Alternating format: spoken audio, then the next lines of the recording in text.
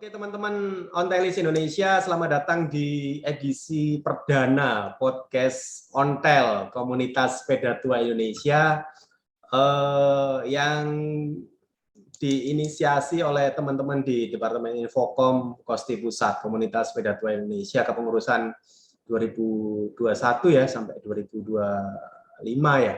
Ya.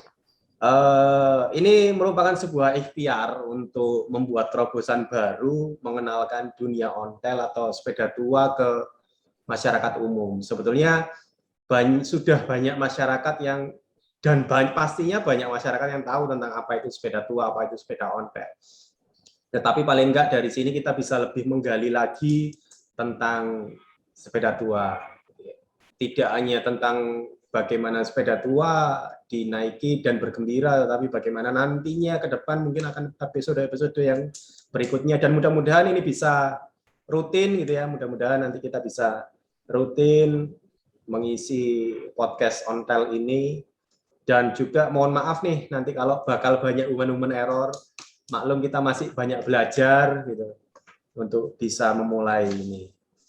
Mas Salihin dan Mas Towil hari ini yang akan menemani kita. Mas Salihin juga sebagai salah satu pengurus, dan bintang tamu kita sebetulnya pada sore ini adalah Mas Towil. Gitu. Ya. Mas Towil, oke. Terima kasih Mas Towil atas waktunya. Mohon maaf jadi merepotkan ini. Gitu. Mas Salihin, monggo ada yang mau di opening dulu nih, silakan. Oke, terima kasih Mas Dian. Izin Mas Towil.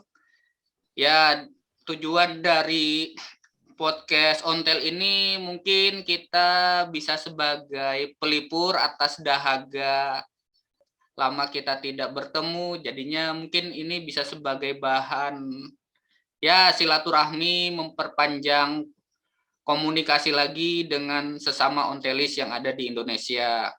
Harapan nanti mungkin bisa menjadi bahan masukan, kemudian juga untuk perkembangan bagi komunitas sepeda tua Indonesia. Kami terima kasih banyak karena pada episode perdana ini kita bisa diberikan kesempatan untuk mewawancarai panjenengan. Oke teman-teman, nanti sebelumnya nih supaya seperti YouTube podcast yang sudah top gitu ya, jangan lupa like, share, subscribe, dan komen gitu. Di link bawah ini nyalakan lonceng juga. Ya bukan apa-apa, hanya untuk sekedar penggembira, penyemangat kami untuk buat konten lagi. Buat konten ya, lagi. Pastinya. Jadi ini sebuah prasasti ya. Nanti memang untuk bisa ditelaah kembali dan bisa rekomendasikan kepada yang lain, penting banget. Mestinya harus diikuti juga pasti seperti itu. Jadi telaah lagi lah gitu ya. Siap. Karena di dunia sepeda tua ini kan sebetulnya banyak sekali yang bisa kita olah, kita bisa ini gitu ya. Oke, Mas Towil, apa kabar ini Mas Towil? Sehat Mas? Alhamdulillah, kabar sehat terjaga pastinya, alhamdulillah. Kita mulai nih. Jadi salah satu Mas Towil ini kan kalau kita lihat dari sejarah di dunia sepeda tua ini kan sebagai salah satu founding father, salah satu. Jadi sebelum ada Kosti ini kan pojok sudah ini dulu, teman-teman di Jogja juga sudah jalan dulu gitu. Jadi bisa diceritakan Mas awal mulanya itu gimana sampai terbentuk Kosti ketika di kongres pertama di Bogor ya kalau nggak salah 2008. Ya gimana betul. Mas ceritanya Mas? Jadi dari teman-teman ya mungkin untuk kita di dunia sepeda tua kita banyak belajar sejarah lah, kita mulai dari situ dulu Mas. Monggo Mas Towil. Ya baik, saya Towil dari Paguyuban Ontel Yogyakarta, sebagai pecinta sepeda juga dan pastinya suka untuk belajar dan sharing kepada semuanya pasti itu.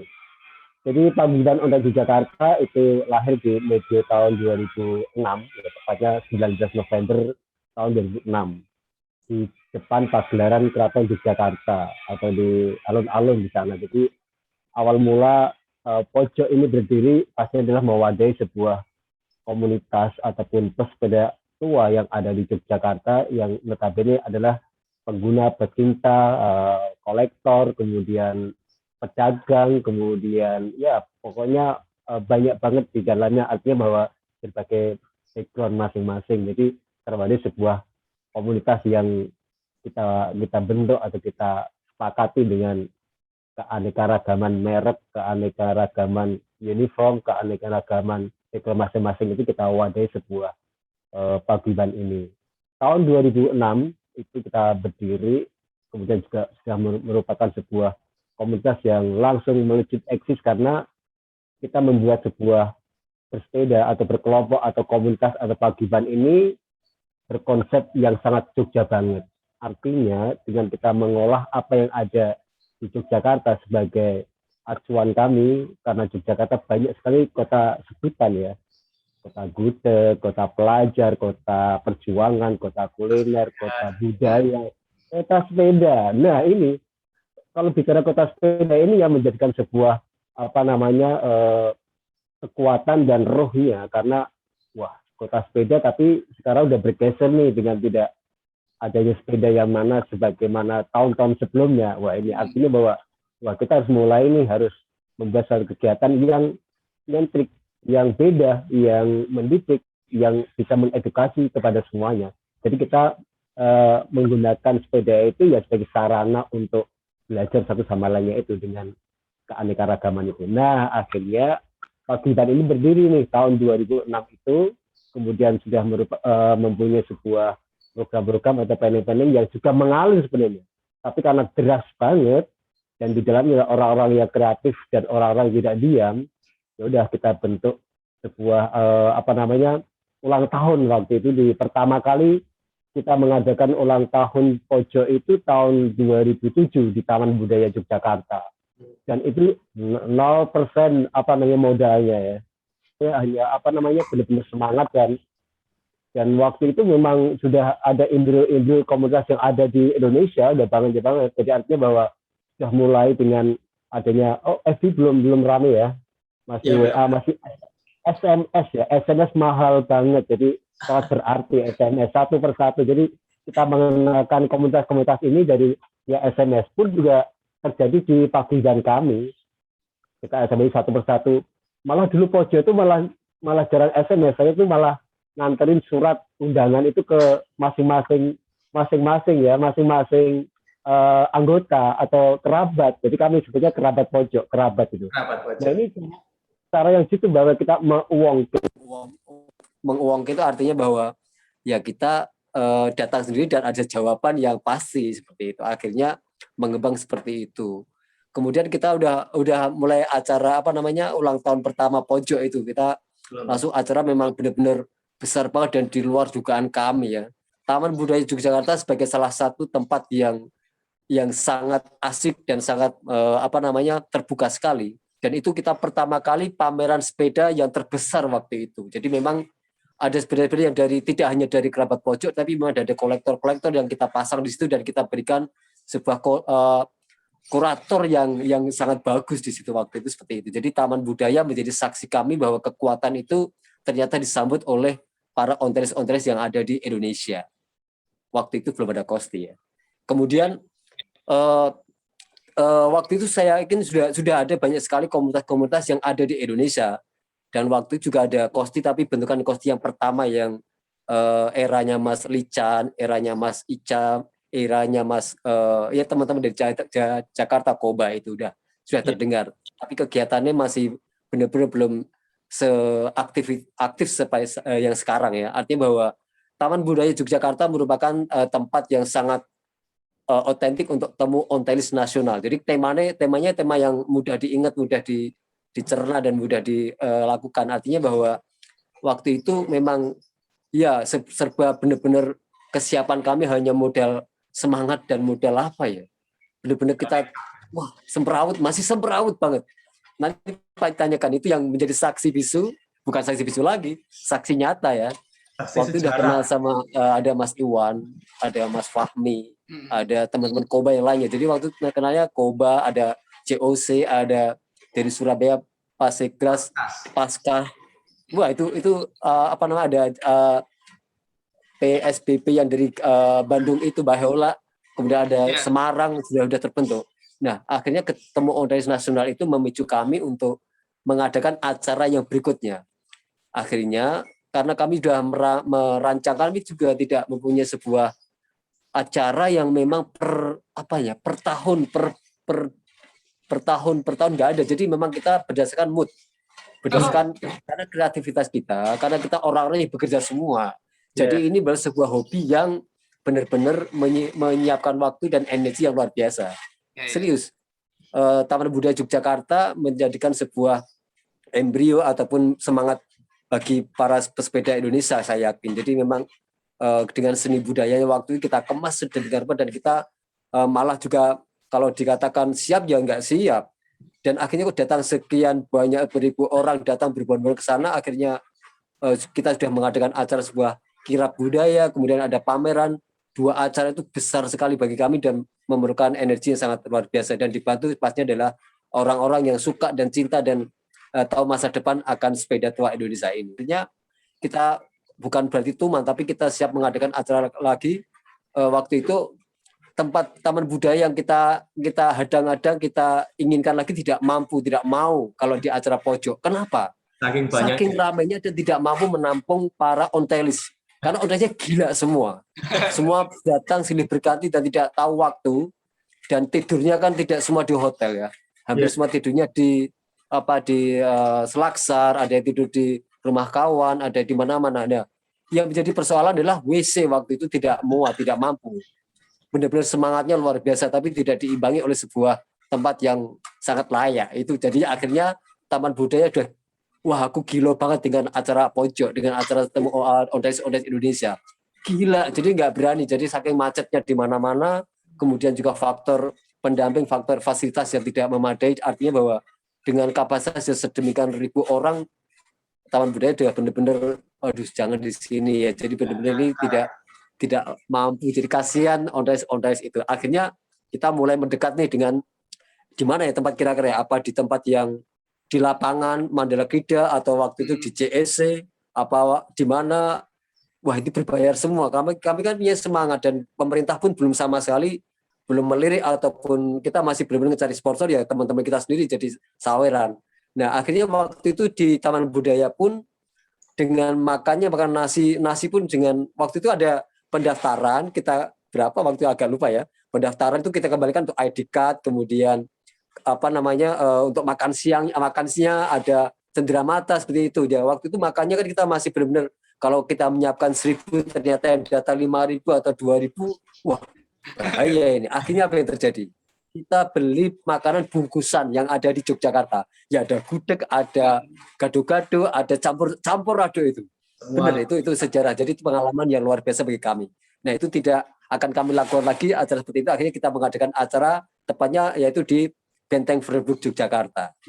Waktu itu Jogja kembali bersepeda. Itu menjadi acuan sebuah acara event nasional juga. Akhirnya disitulah berkumpul teman-teman para Ondaris yang ada yang hadir di situ, kemudian merujuk ke sebuah pemikiran untuk bagaimana ya kalau pesepeda ontaris yang ada di Indonesia ini diwadai oleh sebuah komunitas yang lebih tertata, lebih ada visi misinya yang jelas.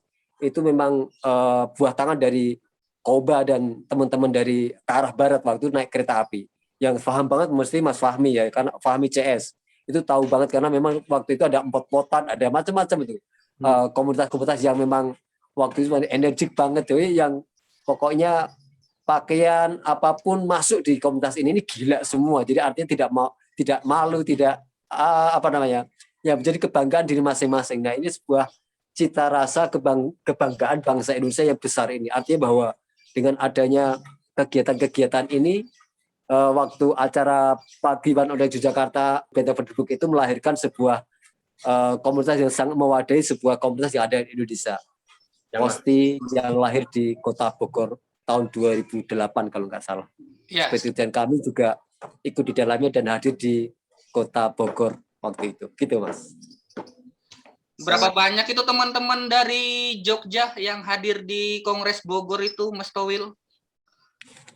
Kalau yang datang waktu itu, kami memang perwakilan ya. Jadi waktu itu ada saya, ada Pak Didi, ada almarhum Bapak Fauzan, bapaknya Mas Rustam, ada Mas Rustam juga, dan juga ada Mas Iwan. Waktu itu Mas Iwan juga sebagai anggota pojok, artinya bahwa juga kesinergian ini menjadikan sebuah wacana. Jadi ada sumbangsih untuk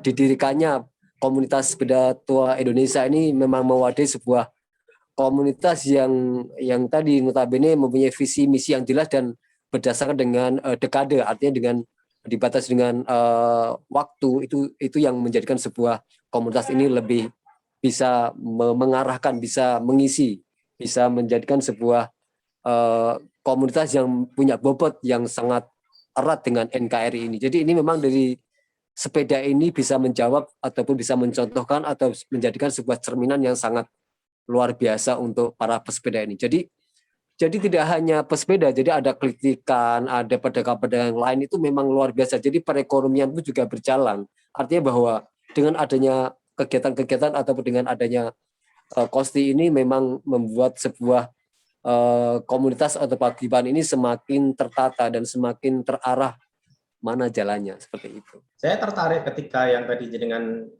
bilang bahwa ketika awal ulang tahun Pojok ke-2000 yang pertama tadi itu adanya pameran gitu Mas Soel ya.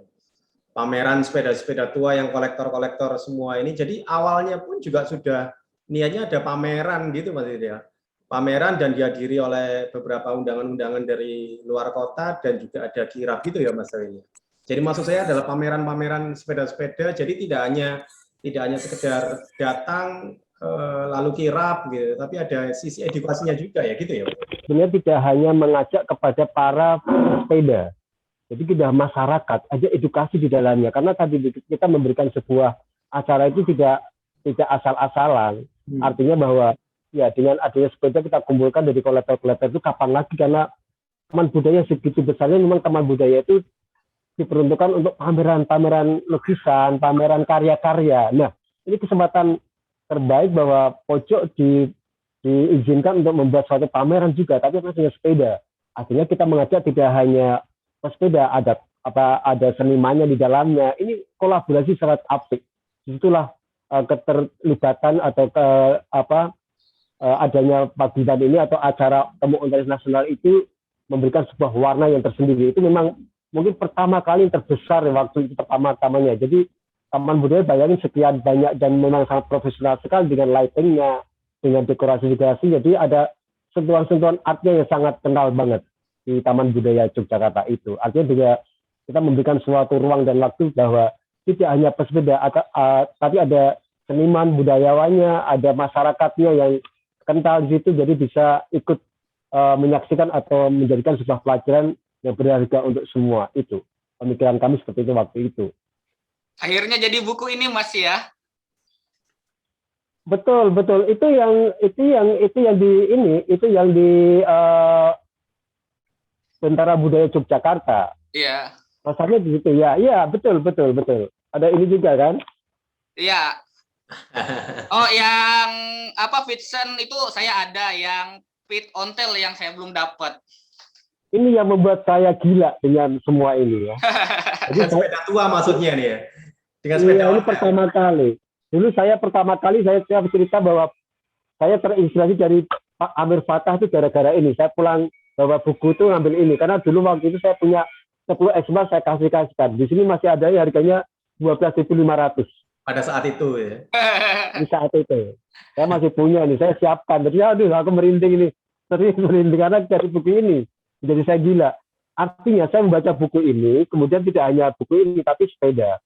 Sepeda sangat luas sekali, jadi sangat luas sekali untuk dijadikan sebuah acuan bahwa sepeda juga tidak hanya sepeda, tapi bersepeda juga bisa meluas ke segala lini kehidupan ini. Perekonomiannya, tata cara karakter kita masing-masing, kemudian juga menjadikan sebuah himpunan atau lingkaran, menjadikan sebuah tujuan hidup itu apa toh. Jadi sepeda ini juga sangat mampu untuk mencernanya ataupun mengupasnya seperti itu.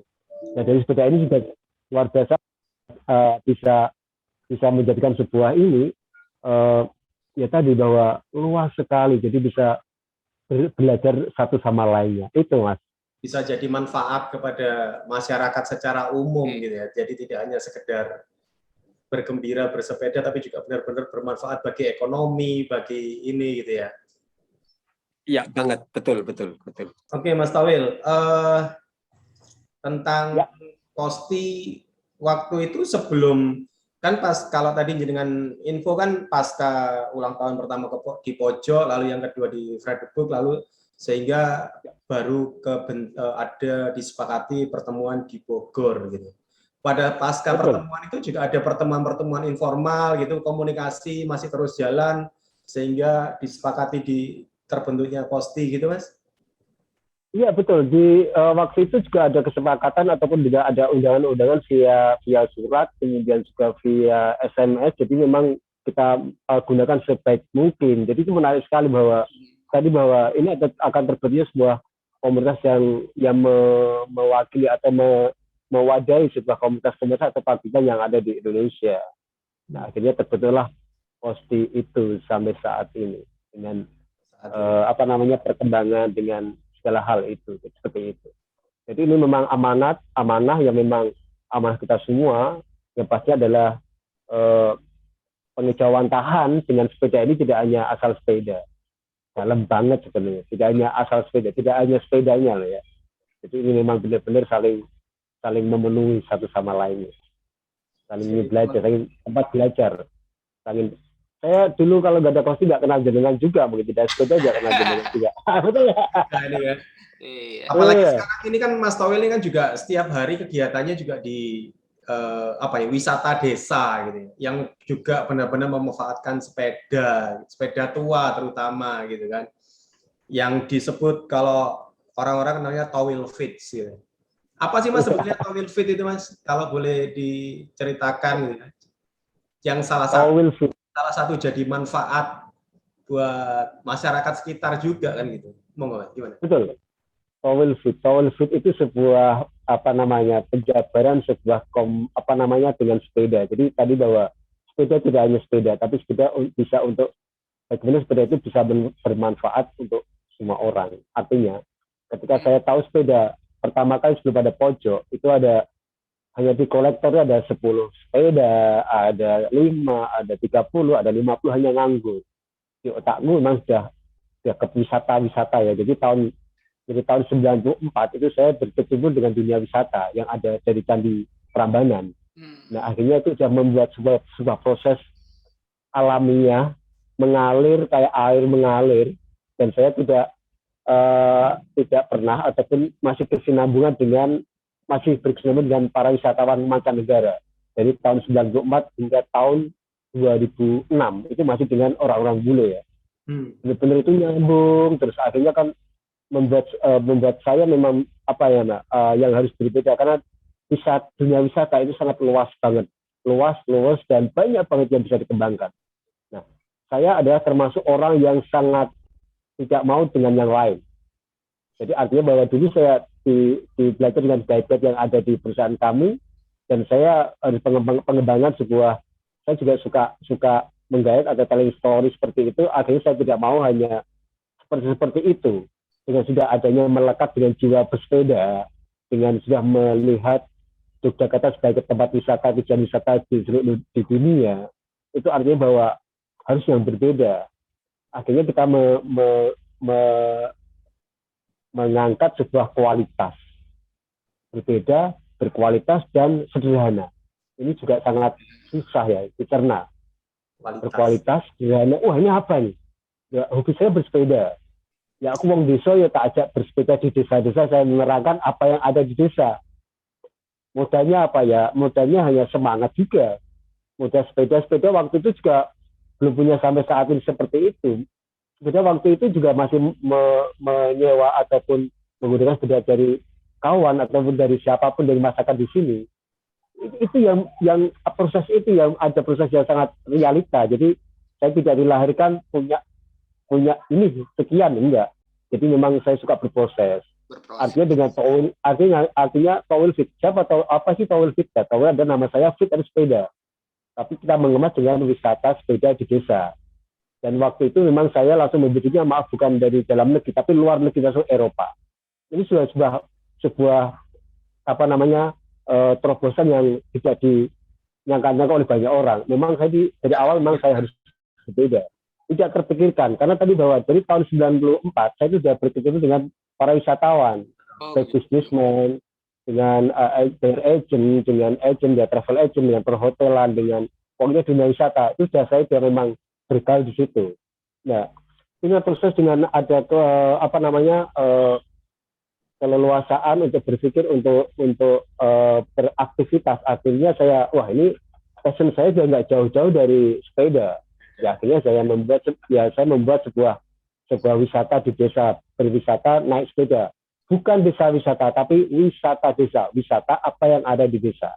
Wisata seperti itu. Jadi desa wisata. Iya, jadi beda loh. Jadi desa wisata. Iya, coba dicermati. Desa wisata. Kalau saya balik wisata desa. Wisata apa yang di desa. Artinya saya tidak pernah membuat apapun. Ketika saya mengajak para wisatawan untuk berkeliling naik sepeda tua itu artinya juga merupakan sebuah interaksi yang secara real, secara langsung kepada masyarakat dan sepeda itu sendiri. Sepeda mengantarkan ke satu titik ke titik berikutnya. Kami terangkan tentang apa yang ada yang saat itu terjadi. Saya bisa menerangkan dengan menimba air di sumur, kemudian buah-buah yang ada saat ini. Ada mangga, ketika musim rambutan, ketika musim pisang, kemudian musim jambu, panen padi, kedelai, kemudian juga kegiatan masyarakat yang ada di sawah, kemudian membuat tenun tradisional, membuat tempe, membuat pecut, membuat ketupat, kemudian menyapu di halaman. Itu udah realita kehidupan kayak film live itu. Jadi itu sesuatu yang memang saya yakin tidak terpikirkan oleh semua ya. Guide-guide yang menjadi guru saya pun kaget. Kok segitu idemu waktu itu gitu seperti itu. Kok sebegitu pedenya kamu menerangkan seperti itu. Saya begitu tahu celah-celah itu. Nah, inilah yang tidak sama dengan yang lain-lainnya. Jadi ini menyentuh dengan masyarakat apa yang ada di masyarakat itu. Jadi, akhirnya wisata desa. Dan ini kapanpun malam hari, siang hari, kapanpun ada kegiatan-kegiatan masyarakat. Karena ini yang paling solo yang realita kehidupan itu sendiri.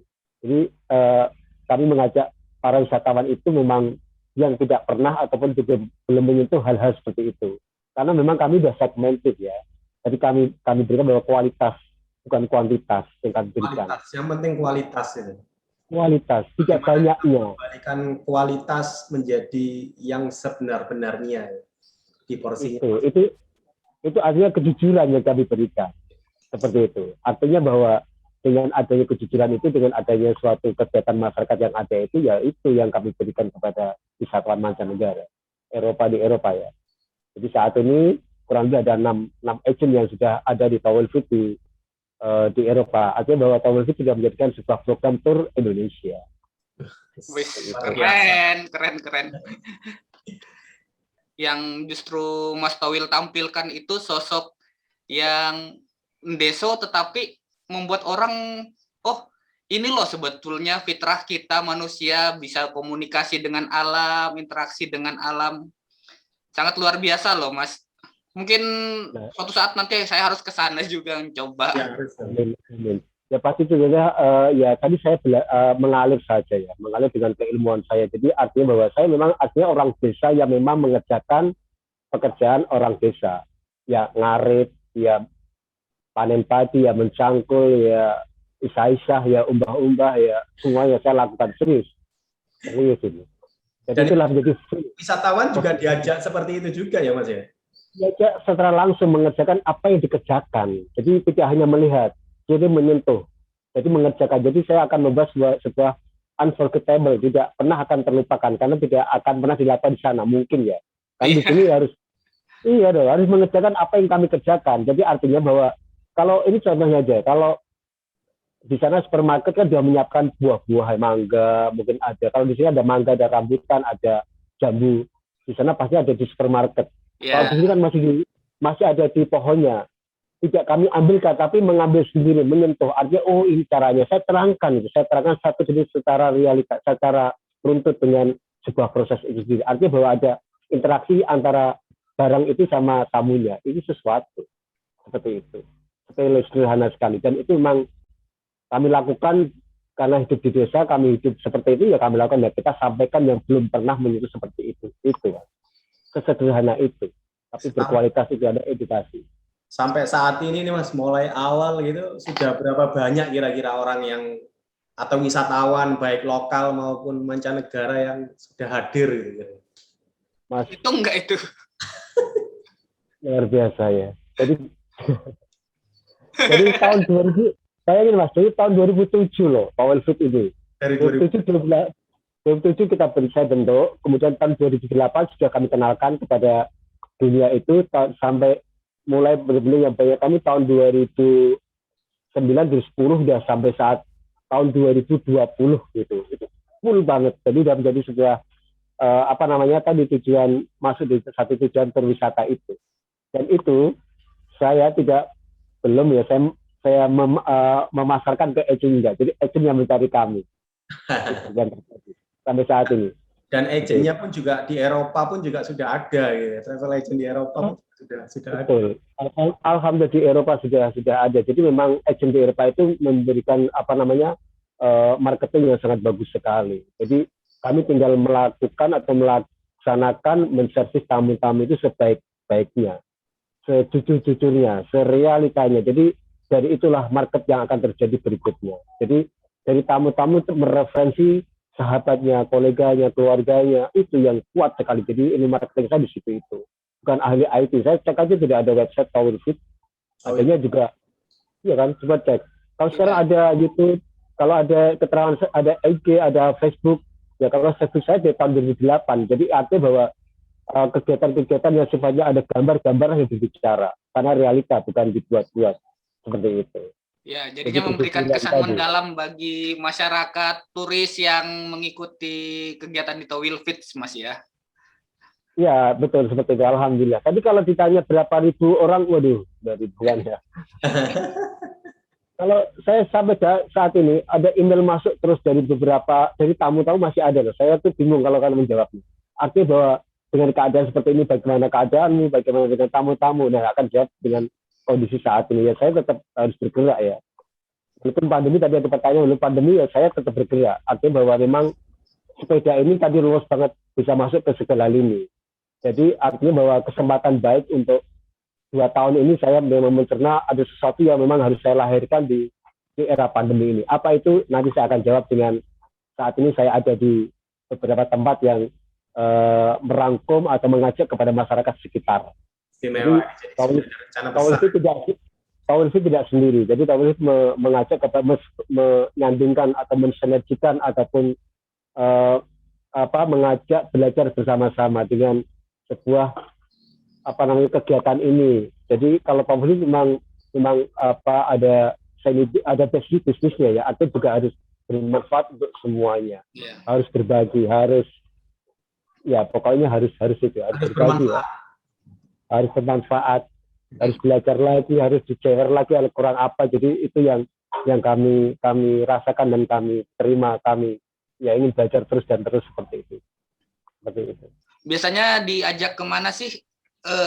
Terus ngapain aja tamunya Mas Towil di Powell Fit? Iya, kami ajak jadi sepeda itu, jadi ada sepeda misalnya tamu itu kan memang Powell Fit tidak per grup ya, atau tidak per grup ratusan atau puluhan, itu tidak. Jadi kita adalah per family, per keluarga. Jadi kami ada kurang lebih 10 guide yang siap untuk menangani atau menghandle. Jadi per keluarga misalnya keluarga di Mas Rahman, Mas Rahman ada keluarga nih, ada 4 orang atau 6 orang, 1 guide. Mas Salif ini ada berdua, berkapel, ada mungkin ada nanti berlima atau berenam masih keluarga, 1 guide. Kenapa? Ya biar interaktif secara langsung itu, jadi lebih enjoy, lebih relax. Tidak tamu datang itu tidak saya campur jadi satu, enggak. Itulah yang membedakan sebuah service. Jadi dengan sendiri-sendiri. Kalau bisa nanti tidak pernah akan bertemu di salah satu tempat. Jadi karena di sini memang tidak ada wilayah dengan jalan yang sangat bertemu ke satu sisi ke sisi yang lainnya. Jadi banyak sekali jalan yang untuk dilalui oleh sepeda ini. Dan pastinya sepeda itu rutenya adalah rute yang aman. untuk semua, karena saya memahami bahwa itu adalah seperti city bike, tidak mungkin dong naik turun, jadi dia flat yang mana juga memang dengan karakter sepeda itu. Jadi dengan satu guide itu bisa sendiri, jadi tidak terpaku oleh waktu, terbentuk oleh waktu. Jadi waktu bisa disetel masing-masing. Walaupun kita memberikan satu waktu bahwa pagi hari dari jam 8 sampai jam 12 sampai makan siang, atau sore jam 3 sampai jam 6 atau jam 7. Nah, itu memang kita memberikan sebuah acuan waktu, tapi sebenarnya adalah bisa menyesuaikan bagaimana wisatawan itu. Kalau namanya wisata kan harus senang ya, berwisata. Jadi wisata dan edukasi tidak hanya berwisata, tapi ada pelajaran yang di dalamnya. Jadi ada edukasi juga, holiday dan education, back to nature, honesty dan natural yang kami kemas seperti itu. Nah, Mas Towil, bagi teman-teman atau misalkan orang-orang lain yang ingin berwisata ke Towil Fits, nah kira-kira alamat Towil Fits itu di mana? Towil Fits ada di wilayah Kulon Progo, Jalan Wates KM 15, Desa Bantar, Kelurahan Bangun Cipto, Kecamatan Sentolo, Kabupaten Kulon Progo, Yogyakarta, Indonesia. Dan juga bisa dikontak di nomor 081 826 8809. Dan juga bisa dicek di Instagram Towil Fit, atau di Facebook Towil Jogja Towil, atau di YouTube Towil Fit, ya bisa, atau di Google Towil gitu aja ketemu nanti. Pasti nanti kita tulis di sini. Ya. Sepeda sebagai transportasi, Mas. Sepeda tua sebagai transportasi. Jogja segawe. Sepeda kanggo sekolah dan gawe kan dulu sempat booming nih. Bagaimana nih, Mas, kalau menurut Mas Towil ini? Wah, ini memang sebuah kesadaran, ataupun memang pemerintah memang sangat paham hal itu. Akhirnya merangkum atau mewadahi sebuah komunitas yang ada di Yogyakarta, segala sepeda ya. Akhirnya lahirlah Sugos Gawe. Itu juga undang-undang sama adanya Postino. Ini tahun 2008. Dan saya juga ikut di dalamnya dengan Sugos Gawe itu. Akhirnya waktu itu Bapak Heri Yudianto sebagai wali kota Yogyakarta 2 periode gencar banget dengan adanya kegiatan-kegiatan yang tetapi dengan sepeda. Akhirnya juga menuangkan atau melahirkan dengan ruang sepeda, parkir sepeda, kemudian penghijauan, kemudian ramah lingkungan dengan sepeda, kemudian juga ada kebijakan-kebijakan yang memang mengacu ke sebuah sepeda. Ini menarik sekali.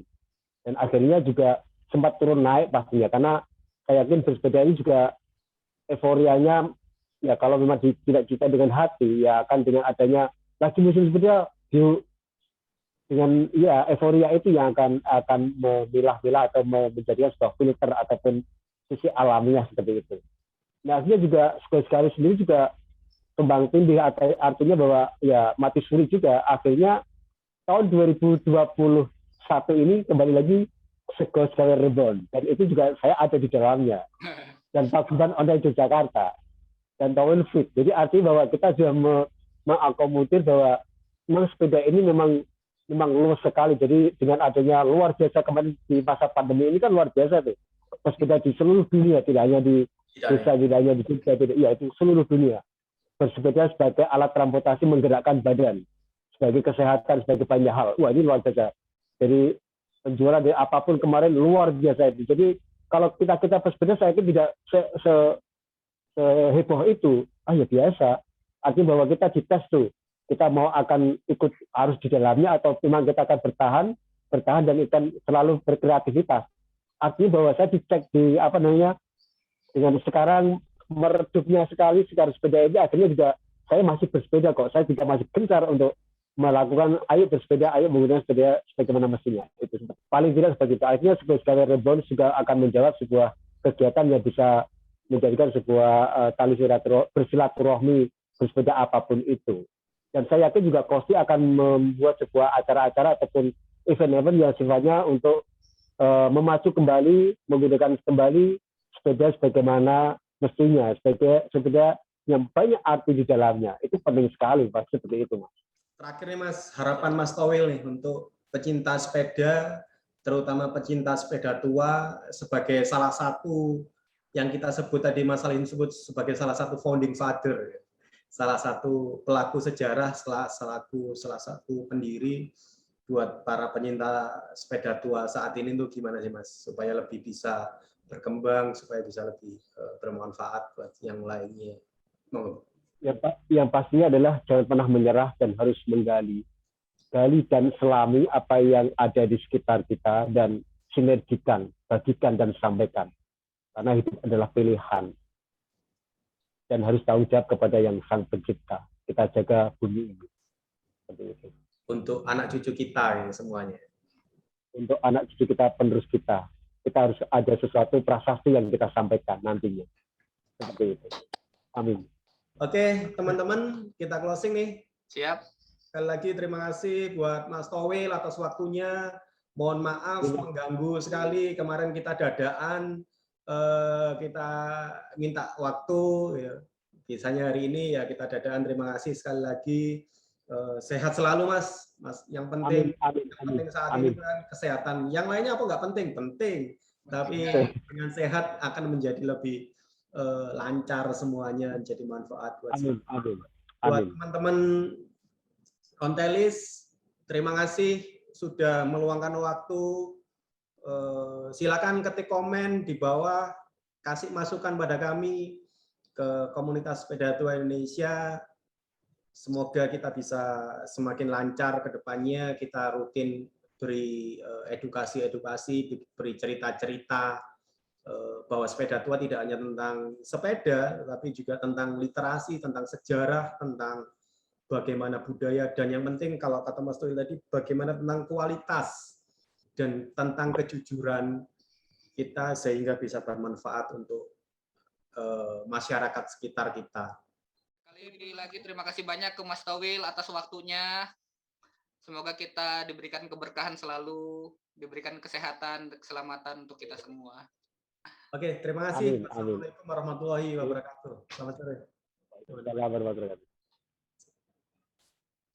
Asik. Oke, terima kasih.